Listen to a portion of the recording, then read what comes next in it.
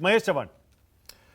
महेश जी, ये जो सर्वे आया है, मैं बार बार इसका हवाला इसलिए दे रहा हूं कि जनता किसके साथ है इस समय, खासतौर से महाराष्ट्र में जहां इतना कंफ्यूजन दोनों पक्षों में है और कोई हमारे पास जरिया है नहीं फिलहाल बताने का।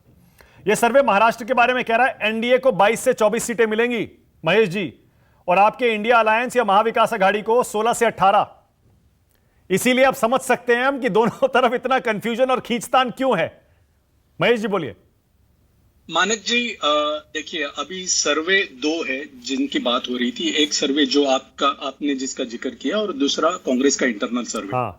अगर ये जो सर्वे है इस पर बिलीव करना, क्या मतलब इस पर अगर विश्वास रखना चाहिए, तो कांग्रेस का जो सर्वे है उस पर भी विश्वास रखना चाहिए। हम लोग सिलेक्टिवली एक सर्वे को गलत, एक सर्वे को सही नहीं। कैसी बात कर रहे हैं आप? कोई राजनीतिक पार्टी अपने लिए सर्वे करेगी तो वो किसी और के लिए 2 सीट भी क्यों बताएगी? नहीं, लेकिन और ऑब्जर्वर भेजे, कोई सैंपल साइज तो है नहीं। मानक जी, ये मानना गलत होगा कि उन्होंने जो सर्वे किया है वो सिर्फ उनके नेतृत्व को खुश करने के लिए ही किया है।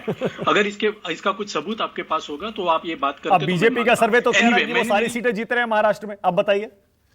एनीवे, मैं वही कहा कि सबका सर्वे अपनी अपनी जगह है। अगर उनको वैसे लगता है कि वो सब सब सीट जीत रहे हैं तो वैसा सही। ठीक है। अभी उसका फिर कॉन्ट्राडिक्शन जो आप सर्वे की बात कर रहे हैं उसके साथ होता है। तो मैं वही बोला कि ये इसमें जाने से अच्छा ये है कि आपने ये सर्वे की बात की। ये सर्वे में 42% 40% की बात हुई है। ठीक है, चलो वो सर्वे सही मानते अब ये डिस्कशन के लिए। लेकिन मैं ये कहना चाहता हूं कि 100% जनता महंगाई से परेशान है, 100% जनता बेरोजगारी से परेशान है। तो बात इनकी होनी चाहिए। हम उनकी तरफ देख रहे कि उनकी परेशानियां कैसे दूर करें। किसानों की समस्या है, उनके उत्पादों को भाव नहीं मिल रहा है, तो ये बारिश की वजह से वो परेशान है। उनकी, आपको पता है कितना बड़ा आंदोलन उन्होंने अभी 1 साल पहले किया था।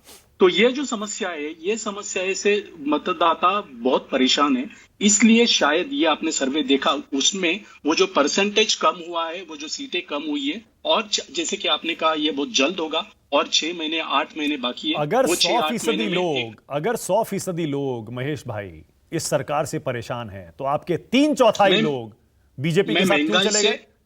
मैं महंगाई से नहीं, मैं ये कह रहा हूं अगर महंगाई से 100% लोग परेशान हैं तो आपके 3/4 लोग क्यों चले गए एनडीए में?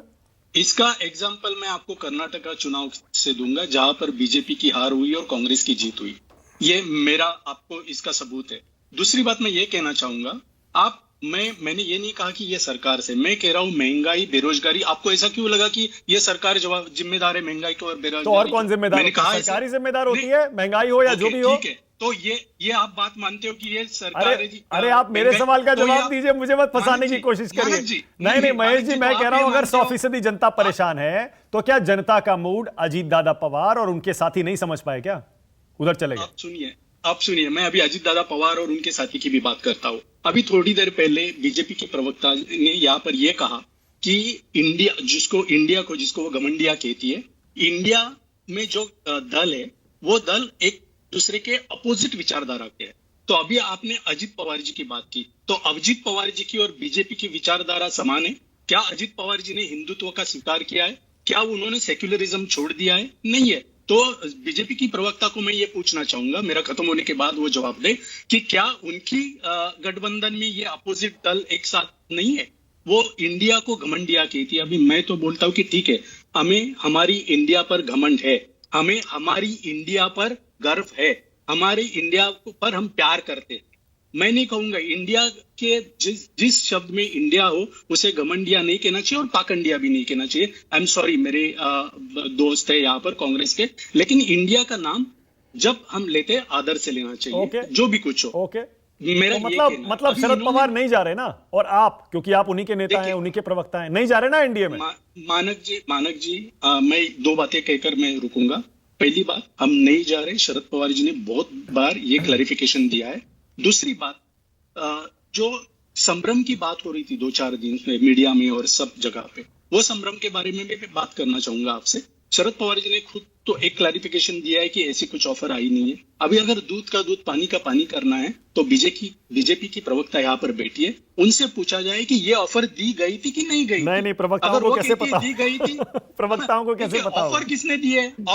ये चर्चा क्या हो रही है? ऑफर किसने दी है? अच्छा ठीक है, ओके, ब्रिजमोहन श्रीवास्तव। उसके बाद थोड़ा विश्लेषण करूंगा विनोद जी के साथ और अभय दुबे के साथ।